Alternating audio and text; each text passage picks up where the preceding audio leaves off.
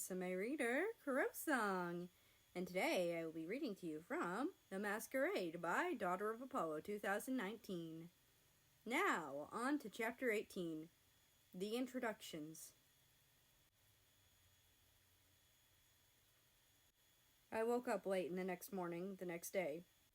I really didn't want to get out of bed, mostly because I always cowered in my room after every argument I had with my father.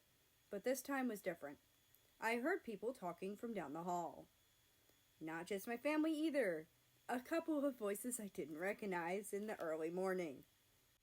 So I did what any sane person would do in that situation. I stumbled out of bed, shoved some decent-looking clothes on, and opened the door quickly and closed it behind me. Down the hall was Canada, Ukraine, Belarus, and Kazakhstan. And for some reason, an adult man who I'd never seen before in my life. Canada spotted me and waved me over. Hesitantly, I walked down to where everyone was. And this is my older brother, America. Canada introduced me as I walked over. Belarus nodded. I think we met him at the ball, right, Kaz?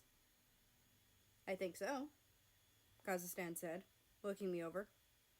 His hair looks a lot more messy than before, but I think it's him. I felt a slight tinge of embarrassment at this, and I said, well, I just woke up and... Belarus laughed. Don't worry, America. It's a good look for you. Somehow, hearing that compliment made me even more embarrassed. Anyways, Canada cut in, trying to keep everything on track. May, this is, well, you've met Ukraine, her siblings, who you've apparently met already, and, her father. I turned to look at the adult man standing in the room. He was wearing a funny-looking hat and had an eye patch over his left eye.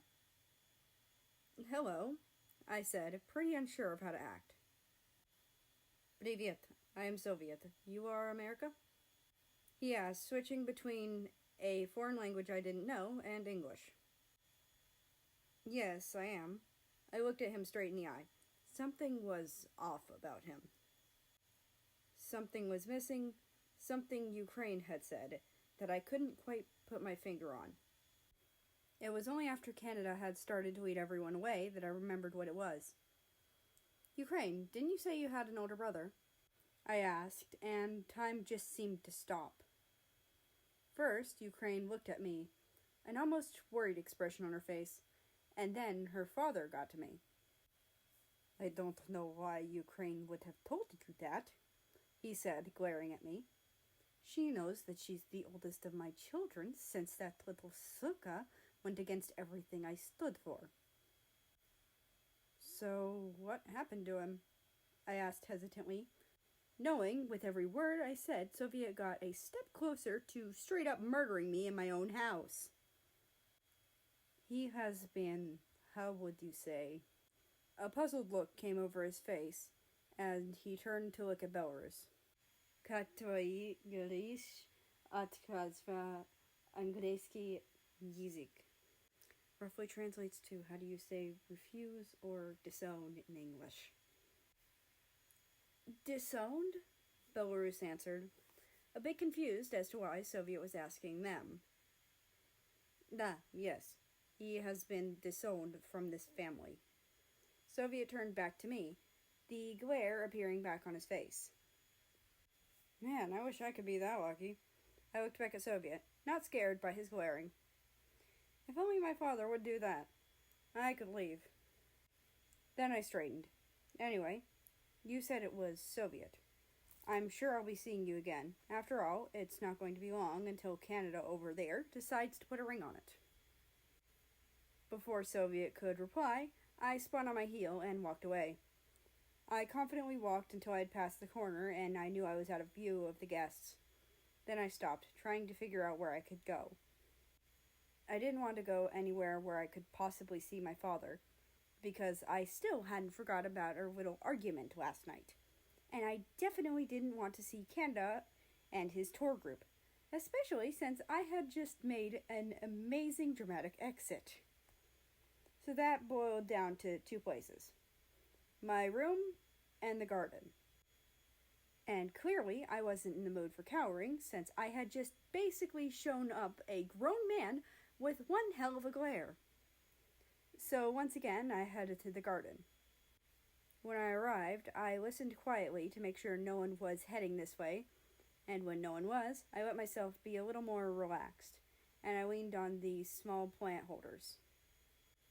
A slight breeze started blowing, and my mind started wandering, picturing Russia the way I'd first seen him, at the Masquerade, when his eyes sparkled in the darkness, and, God, he just looked so hot. Wait, where did that come from? I'd never thought about anyone like that before. But the more I thought about it, the more sense it made.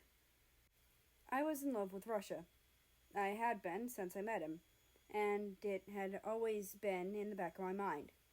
He was the reason that I was gay in the first place.